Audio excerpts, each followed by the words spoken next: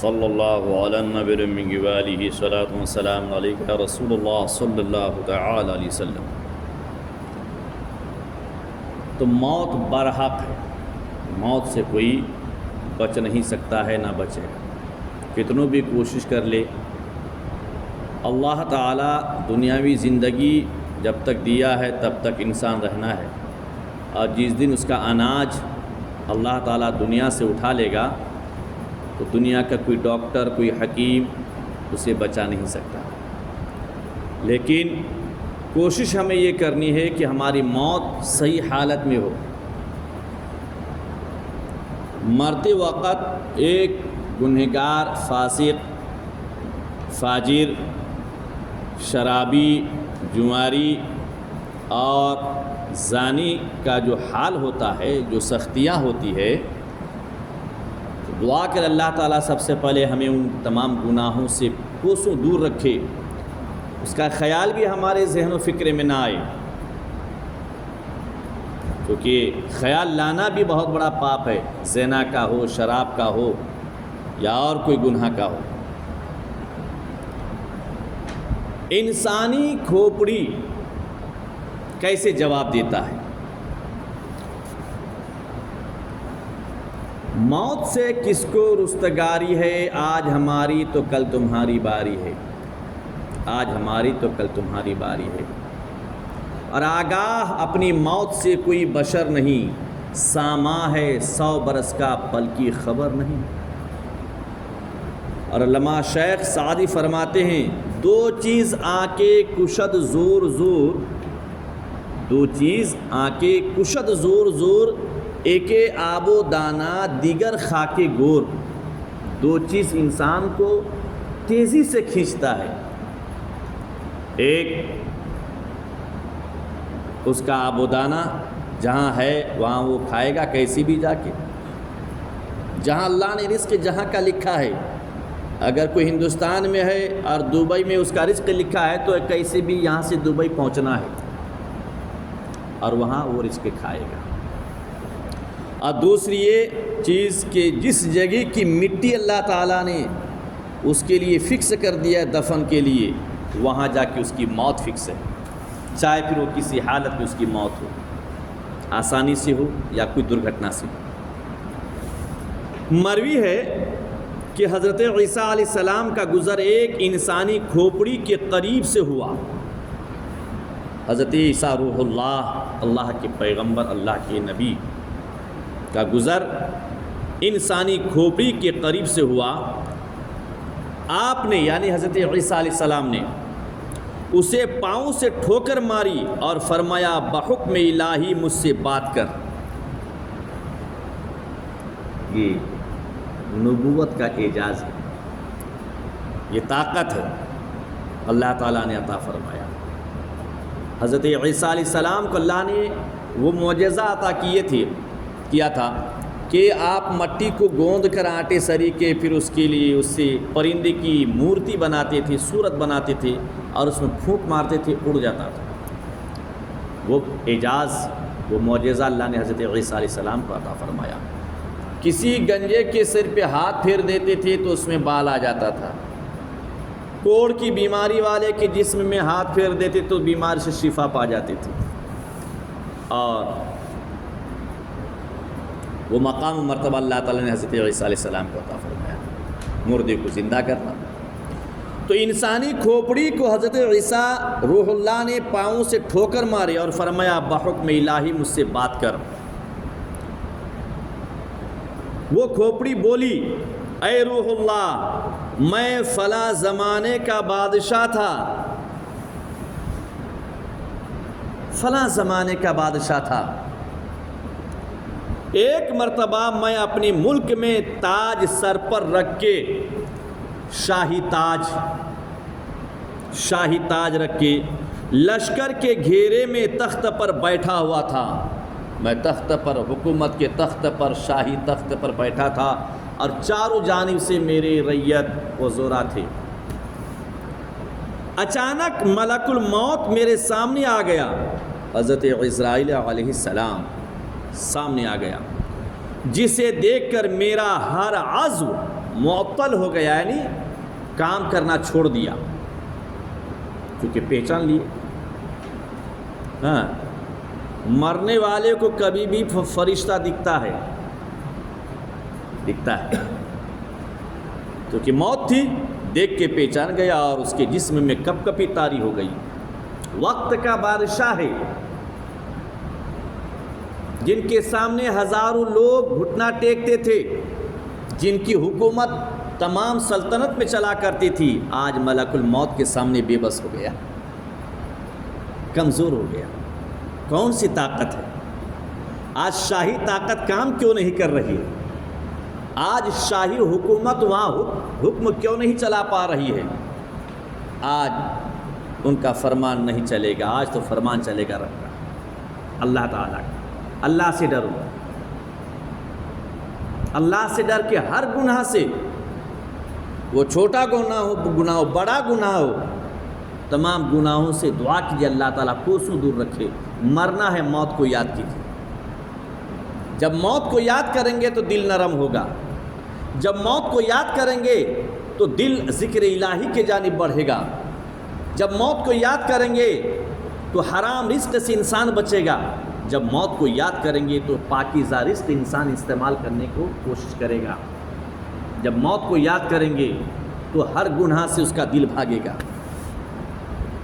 اور بادشاہ کی روح اسی وقت پرواز کر گئی، ملک الموت نے قبض کر لیا۔ آج کوئی نہیں بچا پایا، کوئی نہیں بچا پایا، تخت پر اس کی روح چلی گئی۔ کیا حال ہے میرے عزیز دوستو۔ اور جاگنے کے وقت انسان کو جن سختیوں کے سامنا کرنا پڑتا ہے، فرماتے ہیں روح قبض ہونے کا وقت بہت سخت وقت ہوتا ہے۔ جب روح قبض ہوتی ہے، روح نکلنے کا وقت ہوتا ہے، بہت بھیانک اور بہت سخت، بہت پریشانی کا وقت ہوتا ہے۔ یہ تو اسی کو معلوم ہے جس کی روح قبض ہوتی ہے۔ ہم صرف دیکھتے ہیں، لیکن معلوم ہے اس کو جس کی روح نکلتی ہے، اس کو معلوم ہے۔ کسی بہت ساروں کو غلاظت نکل جاتی ہے، روح نکلتے چونکہ اگر گنہگار ہے اس قدر سخت پریشانیوں کا سامنا کرنا پڑتا، گویا کہ اس کے گلے میں چھری چلا رہا ہے بغیر دھاردار کے۔ دھاردار تیز ہو تو جلد حلقوم کر جاتا ہے، اور چھری تیز نہ ہو اور چلاتے رہے تو کتنی تکلیف ہوگی۔ ایسی تکلیف مرتے وقت، روح نکلتے وقت ہوتی ہے کہ اسی پر سارے عمل کا دار و مدار ہے۔ روح نکلتے وقت سارے اعمال کا دار و مدار ہے۔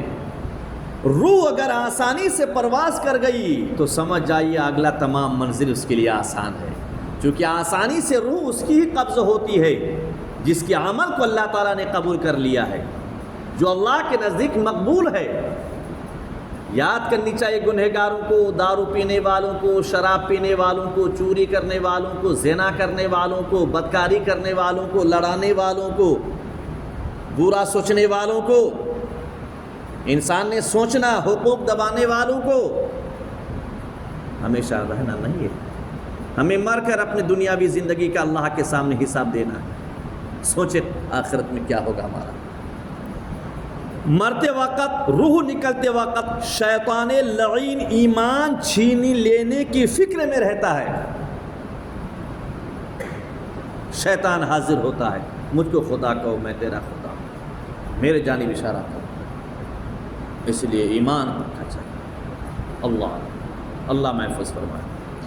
آقا کریم رؤوف الرحیم صلی اللہ تعالی وسلم ارشاد فرماتے ہیں، جس کا آخری کلام، جس بندہ مومن کا مرتے وقت، روح نکلتے وقت آخری کلام لا الہ الا اللہ ہوگا، یعنی کلمہ طیبہ پڑھے، وہ جنت میں داخل ہوا۔ مرتے وقت اگر اس کو کلمہ نصیب ہو گیا، چونکہ بخاری کی حدیث ہے، من قال لا الہ الا اللہ دخل الجنہ، جس کا آخری کلام لا الہ الا اللہ ہوگا وہ جنت میں داخل ہوگا۔ جب موت کا وقت قریب آئے اور علامتیں پائی جائیں تو سنت طریقہ یہ ہے کہ اس کو داہنی کروٹ پر داہنی کروٹ پر لٹا کر قبلہ کی طرف منہ کر دیں، پچھم کی طرف۔ اگر کسی کے گھر میں ایسا کوئی حادثہ ہونے والا ہے اور دکھ رہا ہے کہ یہ مرے گا، اس کی روح نکلے گی، اللہ اس کی روح کو قبض کرے گا، تو اس سے پہلے اس کو داہنی کروٹ پر لٹا کر اس کے منہ کو پچھم کی جانب کر دیں، اور جاکنی کی حالت میں اس کے پاس بلند آواز سے اشہد اللہ الہ الا اللہ وحدہ لا شریک لہ واشہد ان محمدا عبدہ ورسولہ، یا لا الہ الا اللہ محمد رسول اللہ، اس کلمہ کا ورد کرنا چاہیے، مگر اسے پڑھنے کا حکم نہ دیں، مرنے والے کو پڑھنے کے لیے نہ کہیں۔ کیوں؟ کہ ہو سکتا ہے کہ اس وقت پڑھنے کا آپ حکم دیں، کلمہ طیبہ نکلنے کے بجائے کوئی دوسرا کلمہ نکل جائے، کفریہ کلمہ نکل جائے، تو اگلا منزل اور بھی اس کے لیے سخت ہو جائے، اس کی روح کفر کی حالت میں ہو جائے گی۔ اس لیے پڑھنے کے لیے اس کو نہ کہا جائے کہ آپ پڑھو، نہیں، بلکہ ایک پاکیزہ انسان، متقی پرہیزگار انسان، گنہگار بھی نہ ہو، خطا کار بھی نہ ہو، بدکار بھی نہ ہو، شرابی نہ ہو، جواری نہ ہو، بلکہ ایک متقی پرہیزگار انسان کو وہاں بٹھاویں اور وہ کلمہ طیبہ کا ورد کریں۔ جب اس نے کلمہ پڑھ لیا، ہاں ایک پڑھنے والا بیٹھ کے پڑھ رہا ہے بلند آواز سے، لا الہ الا اللہ محمد رسول اللہ، لا الہ الا اللہ محمد رسول اللہ، اس کلمہ کو سن کر مرنے والا خود پڑھ لیتا ہے تو اور بھی اچھا ہے، اور بھی بہتر ہے کہ خود پڑھ لیا۔ کوشش کریں کہ کلمہ کا ورد چالو رکھیں اور آخری کلمہ پر اس کی روح نکلے، لا الہ الا اللہ پر روح نکلے۔ پڑھ لیا، تلقین موقوف کر دیں، اگر پڑھ لیا تو اپنا پڑھنا بند کر دیں۔ ہاں اگر کلمہ پڑھنے کے بعد اس نے کوئی پھر دوسری بات کی تو پھر تلقین جاری کریں۔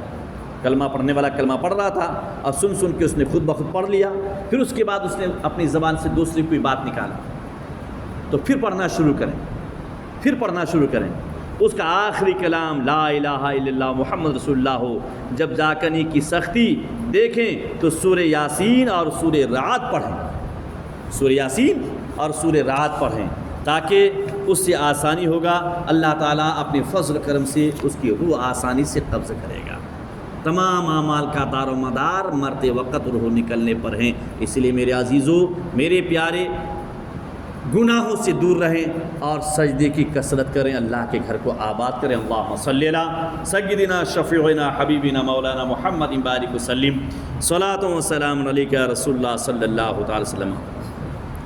الہ العالمین کریمہ شاہ جتنی بھی تیرے بندے نماز عشاء کے لیے حاضر آئے، ان تمام کی حاضری کو اور عبادات کو، قیام، رکوع، سجود، تسبیح اور تحلیل، ذکر و اذکار کو اپنی بارگاہ میں قبول فرما، اور اس درس حدیث میں بیٹھے ان کا بیٹھنا قبول فرما، ان کا سننا قبول فرما۔ اس درس حدیث کی برکت سے، نماز عشاء کی برکت سے، اپنے فضل و کرم سے، آقا کریم کے صدقہ توفیل میں ان سبھی کی زندگی سے ہر طرح کی پریشانیوں کا خاتمہ فرما اور ان تمام کے عمر میں برکت عطا فرما۔ مولا زمینی آسمانی بلاؤں سے انہیں محفوظ و مامون فرما۔ مولا تعالیٰ کریمہ شاہ ان کے کاروبار میں، تجارت میں، روزی روزگار میں، کھیتی باڑی میں، گھر و بار میں خیر و برکاتیں عطا فرما۔ جان و مال، اہل و عیال، عزت و آبرو کی حفاظت فرما۔ تمام مقاصد میں کامیابی، کامرانی، فلاح اور بہبودی عطا فرما۔ مولا تعالیٰ جب تک تو ہمیں اس دنیا میں زندہ رکھ، ایمان پر زندہ رکھ، اور ہمارا خاتمہ ایمان پر ہو اور لب پہ جاری ہو، اشہد ان لا الہ الا اللہ وحدہ لا شریک لہ واشہد ان محمدا عبدہ رسولہ، وصلی اللہ تعالی علی خیر خلقہ ونور عرشہ محمد وآلہ وصحبہ اجمعین برحمتک یا اللہ۔